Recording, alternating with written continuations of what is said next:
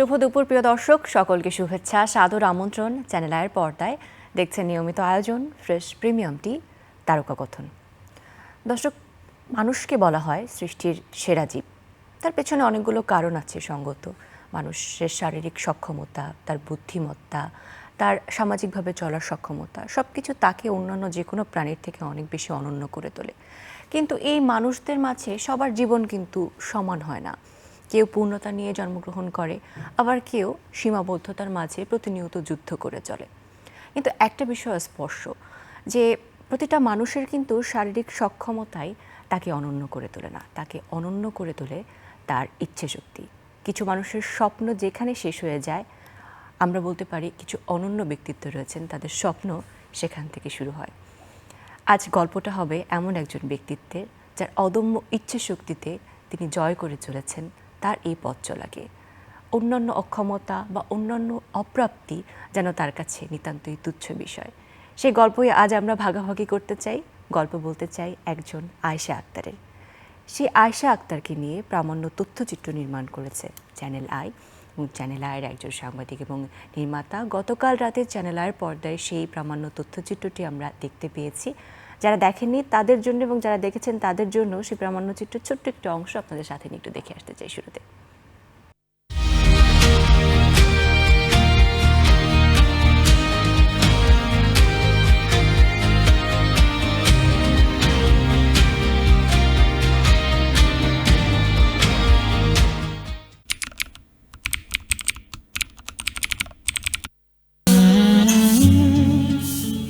নামাজ শেষে শুরু হয় তার দিনের কর্মব্যস্ততা, যেন প্রতিটি সকাল তাকে নতুন পথ চলার শক্তি দেয়।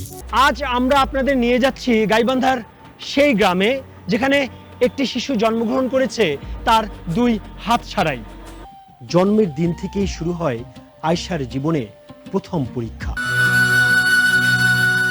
কিন্তু ছোট্ট আয়েশা তখনই বুঝতে শুরু করেছিল, নিজের পায়ে দাঁড়ানোর শক্তি থাকতে হয় শুধু নিজের মধ্যেই। কিন্তু তবুও কোনো স্কুল নিতে চাইতো না তাকে। শিক্ষকরা বলতেন, এমন মেয়ে পড়াশোনা করে কি করে?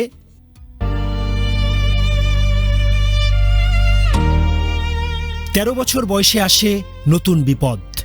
বাবা ঠিক করেন আয়েশার বিয়ে দেবেন, কিন্তু আয়েশা চুপ ছিল না।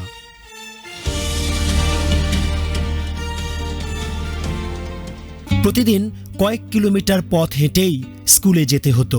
বই খাতার জন্য সামান্য টাকাও ছিল না। তবুও সে কোনোদিন স্কুলে অনুপস্থিত থাকেনি।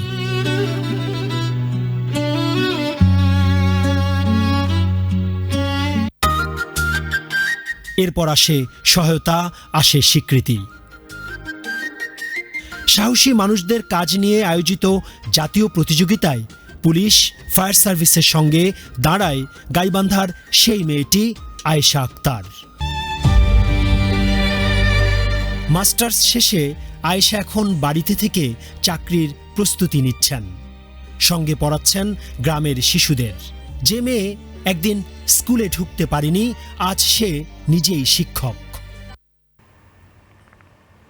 প্রিয় দর্শক, আমরা ছোট্ট করে একটু আয়েশা আক্তারের গল্প শুনলাম, এবং এই গল্পের নেপথ্যে যিনি কাজ করেছেন, এই গল্পটির যিনি নির্মাতা, প্রামাণ্য তথ্যচিত্রটি যার হাত ধরে আসলে আমাদের সকলের সামনে ফুটে উঠেছে, তিনি আজ আমাদের সাথে রয়েছেন সাংবাদিক এবং নির্মাতা মোস্তফা মল্লিক। শুভেচ্ছা আপনাকে, কেমন আছেন? ভালো আছি আলহামদুলিল্লাহ। যেহেতু আজ গল্পটা আয়েশা আক্তারকে নিয়ে, আমরা একটু জানতে চাই যে আয়েশাকে আসলে আপনি কিভাবে খুঁজে পেলেন? আমাকে একজন ফোন করেছিল যে এ ধরনের একটি মেয়ে আছে। তো এরকম ফোন তো একটা সাংবাদিকের কিংবা একটা গণমাধ্যমে অনেক আসে। তো আমরা ওয়াচে রেখেছিলাম। আয়েশা মেট্রিক পাস করার পরে আমাদের তাগিদ হলো যে আচ্ছা, এই মেয়েটা যখন মেট্রিক পাস করলো, আমরা এসএসসি পাস করলো, আমরা একটু যাই। তো তখন আয়েশার কাছে গিয়ে সত্যি মুগ্ধ হলাম যে একটা মেয়ে, তার হাত নেই কিন্তু পা দিয়ে সে লিখছে, এবং সে পা দিয়ে গাছে উঠছে, মোবাইল চালাচ্ছে। এবং টিচাররা যখন বলে, সব বাচ্চাদেরকে বলে যে তোমরা লেখো, ব্ল্যাকবোর্ডে বলে না, সে নিজে নিজে সামনে গিয়ে অদ্ভুতভাবে আল্লাহ তাআলা তাকে দিয়েছেন, সে পা দিয়ে ব্ল্যাকবোর্ডে সে লিখছে। তো সব কিছু মিলে আমরা কৃতজ্ঞতা জানাতে চাই সেই ব্যক্তিকে যে আমাদেরকে ফোন করে জানিয়েছিলেন। আর আমরা না সেই সময় চ্যানেল আই প্রতিদিন একটা করে রিপোর্ট করতাম শিক্ষা সংবাদ। আমাদের যে নিউজ ছিল সেই নিউজে একটা আলাদা সেগমেন্ট যেত গণস্বাক্ষরতা অভিযান শিক্ষা সংবাদ, সে কারণে আমাদেরও খবর রাখতে হতো প্রতিদিন, যেহেতু একটা করে সংবাদ, মাসে 30 দিন, 3 মাসে 90টা, 365 দিনে 365টা রিপোর্ট। সো পাড়া মহল্লায় আমাদের সোর্স ছিল। এরকমই আমরা আয়েশাকে খুঁজে পেলাম গাইবান্ধার সাঘাটা উপজেলার এই শাপলা গ্রামে। আচ্ছা, সেই থেকে পরিচয়, এখন পর্যন্ত আয়েশার সঙ্গে আমাদের পরিচয় আছে।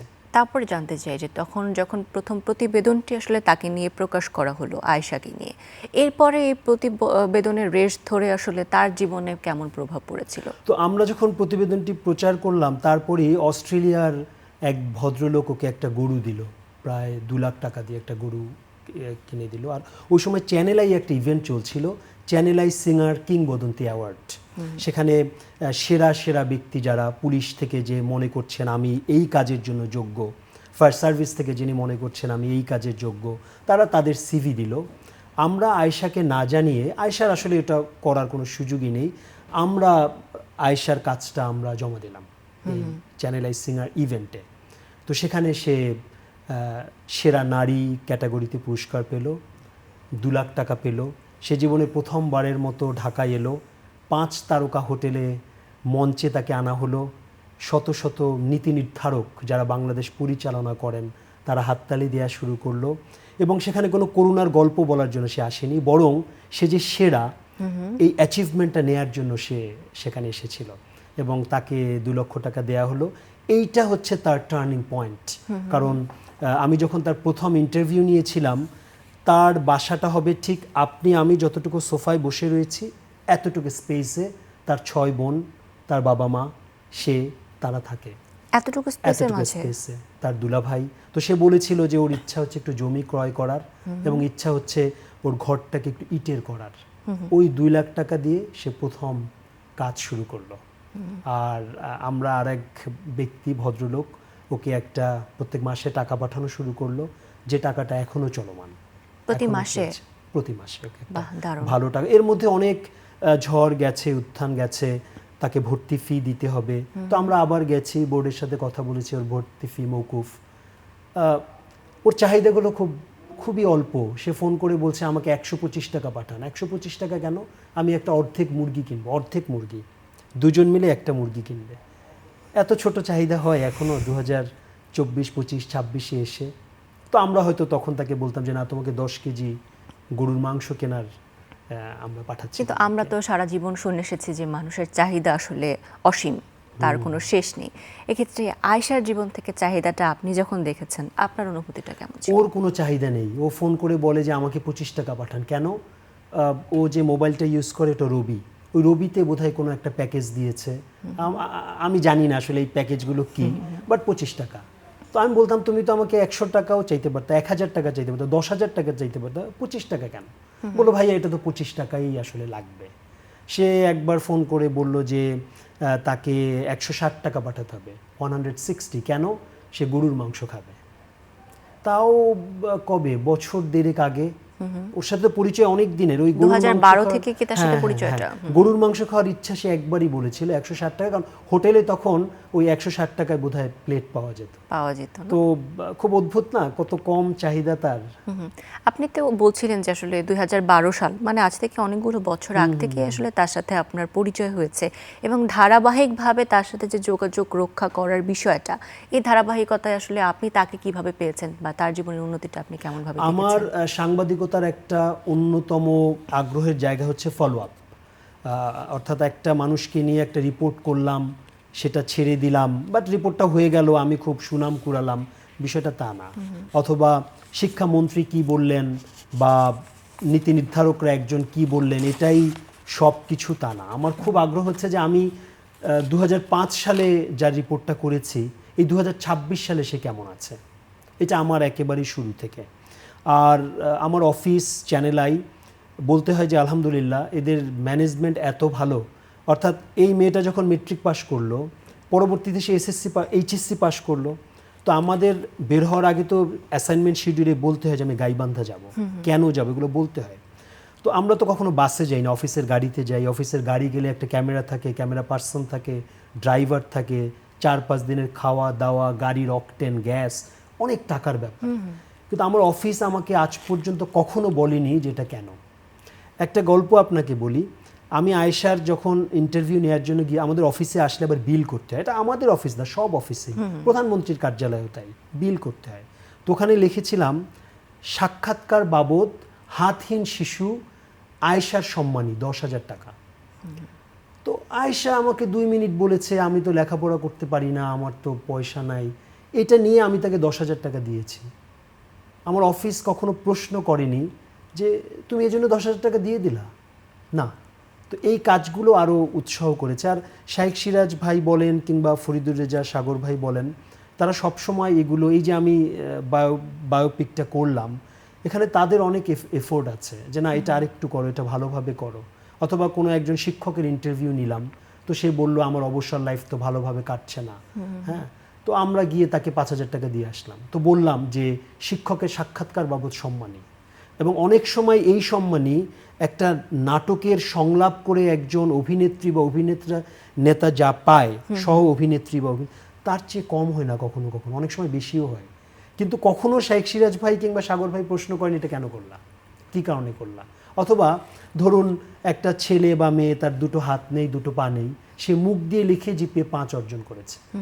তো এটা ধরেন আমি, আমার সোর্স আমাকে জানালো আজকে দুপুরে, সে ধরেন তার বাড়ি হচ্ছে সেই তৃণমূলে পটুয়াখালী বা কক্সবাজার, আমি একটা বিল করে দিলাম সম্ভাব্য ব্যয় ধরুন 70,000 বা 1 লাখ। কেন? ওই অমুক তো মেট্রিক পাস করছে, মুখ দিয়ে লিখে আমি ওই রিপোর্টটা করতে যাব। অফিস বললে আচ্ছা যাও। তো আয়েশা যে আজকে এই পর্যন্ত আসলে, এই জন্য আসলে চ্যানেল আই এর পেছনেও জড়িয়ে আছে। প্রতিবেদন থেকে শুরু করে তারপরে নানানভাবে সহযোগিতার কথা বলি কিংবা ভালোবাসার জায়গাটুকু চ্যানেলের পক্ষ থেকে তার কাছে পৌঁছে দেয়, এই জার্নিতে আসলে তো আপনি একটা যোগসূত্র হিসেবে কাজ করেছেন। পরবর্তীতে এই কাজটি নিয়ে যে আবার নতুন করে প্রামাণ্য তথ্যচিত্র নির্মাণ করা হবে, এই ভাবনাটা কিভাবে এলো? এই ভাবনাটা আমার আসলে আসলো, আমি শাইখ সিরাজ ভাইকে বলছিলাম যে আমি এই ধরনের একটা প্রামাণ্য তথ্যচিত্র করব। আর তারও আগে আমি একবার ফরিদুর রেজা সাগর ভাইকে বলেছিলাম যে আমরা এত ইনভেস্ট করি শুটিংয়ের পিছনে, বেসিক্যালি নাটকের শুটিং, সিনেমা শুটিং বা আমাদের নিউজের শুটিং, মূল ব্যয়টা কিন্তু একই। একটা সিনেমাতেও আপনি ক্যামেরা ইউজ করছেন, আমিও ক্যামেরা ইউজ করছি, সেখানেও সহযোগী থাকছে, আর্টিস্ট থাকছে, আমার এখানেও আর্টিস্ট থাকছে, তবে সেই আর্টিস্টটা হচ্ছে যিনি ভুক্তভোগী, তিনি হয়তো বলছেন। তো আমি একটা 1.5 মিনিটে রিপোর্ট করি। তো সাগর ভাইকে বললাম, সাগর ভাই এটা কেমন কথা, এটা নিয়ে তো প্রোগ্রাম করতে পারি। তো সাগর ভাই তো ক্যারিশমেটিক, শাইখ সিরাজও তাই। তো বলো তোমার হাতে একটা ক্যামেরা থাকে, আমি হ্যাঁ থাকে, একটা ক্যামেরাম্যান থাকে, তোমাকে অফিস প্রচুর টাকা দিচ্ছে, বলে তাহলে তুমি কেন 1.5 মিনিট রিপোর্ট করছো, বড় করে করো না। তো এই যে স্বাধীনতাটা দিল, তখন মনে হলো যে না আমি আয়েশাকে নিয়ে করতে পারি। আর আয়েশার তো সফলতা, সে ডিগ্রিতে 3 বছর মেয়াদি কোর্সে ফার্স্ট ক্লাস পেয়েছে।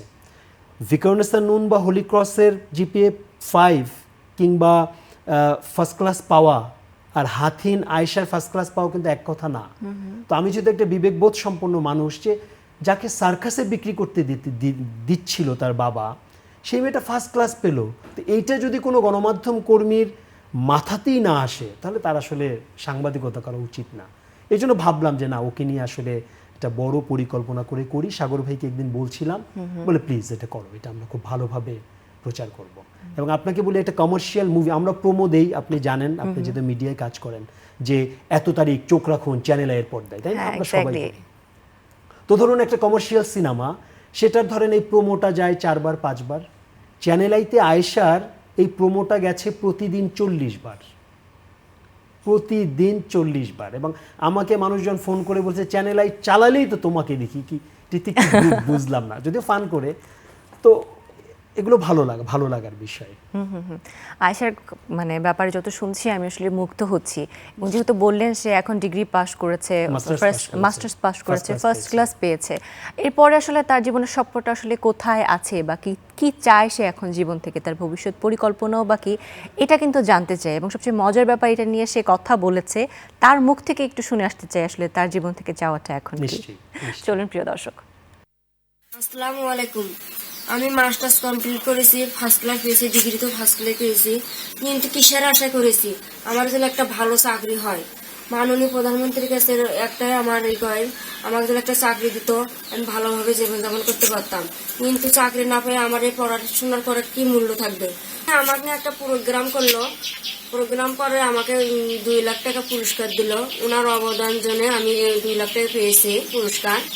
ওটাই দিয়ে আমি কিছুটা করেছি। আমাদের সংসারে অভাব অনটন দেখা যাচ্ছে।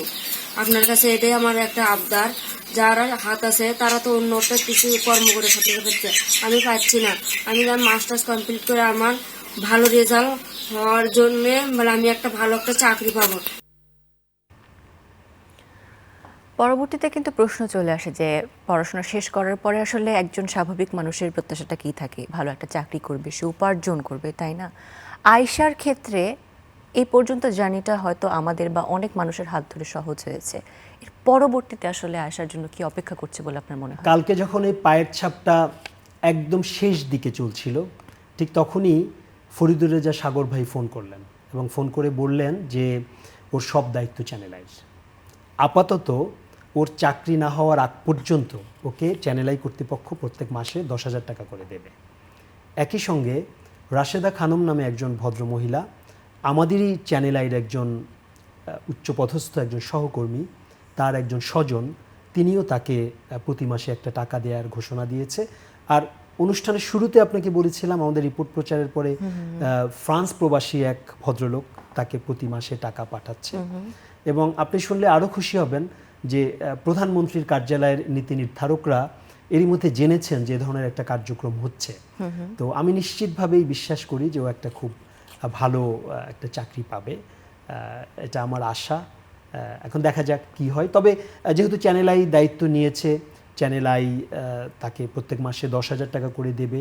সব কিছু মিলে ও মোটামুটি একটা ভালো টাকা, এখনই এই 10,000 টাকা যুক্ত হলে প্রতি মাসে একটা ভালো টাকা সে পাবে, এটা ভালোভাবে চলে যাবে ওর। আসলে এই স্টোরিটা রিপ্রেজেন্ট করে the power of media, media, তাই না? যে একজন মানুষের জীবন কিভাবে বদলে দিতে পারে। একজন আয়েশা আক্তারের মতো অনেকেই হয়তো বাংলাদেশের অলিতে গলিতে রয়েছে। আমাদের মিডিয়ার তৎপরতা আসলে কিভাবে যে কোনো মানুষের জীবনকে প্রভাবিত করতে পারে। নিশ্চয়ই। এই জায়গা থেকে আসলে জানতে চাচ্ছিলাম যে পায়ের ছাপ যে ডকুমেন্টারিটা, এটাকে আমরা বলতে পারি যে এডুকেশনাল ডকুমেন্টারি ফেজের একটা জিনিস বা ইন্সপায়ারিং একটা স্টোরিও হতে পারে।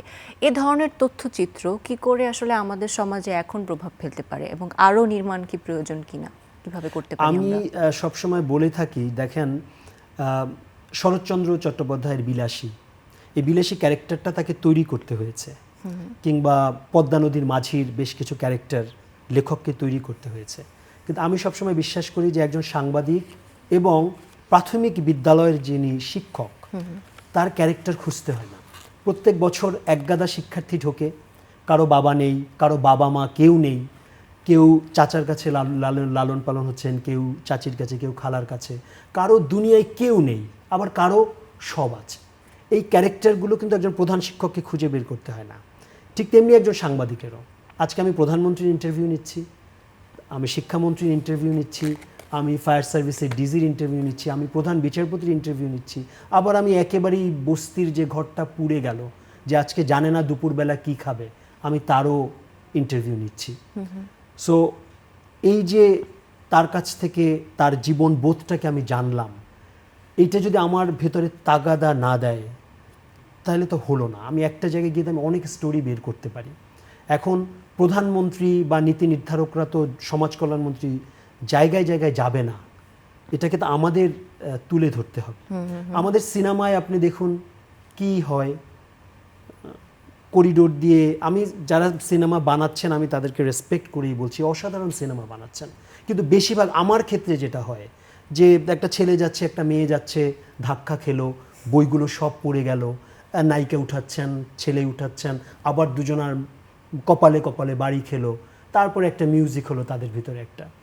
আমার কাছে না, আমি মাফ চাচ্ছি, ভালো ক্যারেক্টার নিশ্চয়ই আছে, অনেক ভালোই হয়, তো ওই জায়গার ওই সিনেমাটার যে ভ্যালু তার চেয়ে অনেক হচ্ছে আয়েশাদেরকে নিয়ে যদি আমরা কথা বলি।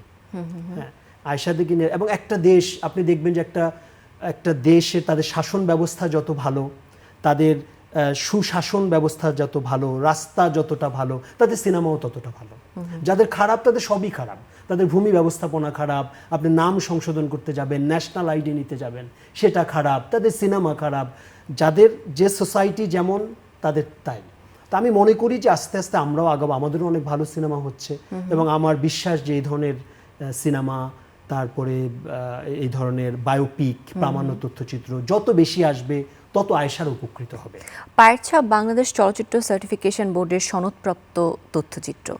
আপনি কি আগামীতেও এই ধরনের তথ্যচিত্র নির্মাণে আগ্রহ প্রকাশ করছেন? নিশ্চিতভাবে আমাদের এরকম অনেক ক্যারেক্টার আছে, মেয়ে হিসেবে জন্মগ্রহণ করছে, বাবা যখন এসে শুনলো যে সে মেয়ে, সঙ্গে সঙ্গে মাকে এসিড মারলো, মেয়ে কেন হলো, আমি তো ছেলে চেয়েছিলাম। সেই মেয়েটার বয়স তখন ধরেন 2 মিনিট বা 3 মিনিট এই পৃথিবীতে।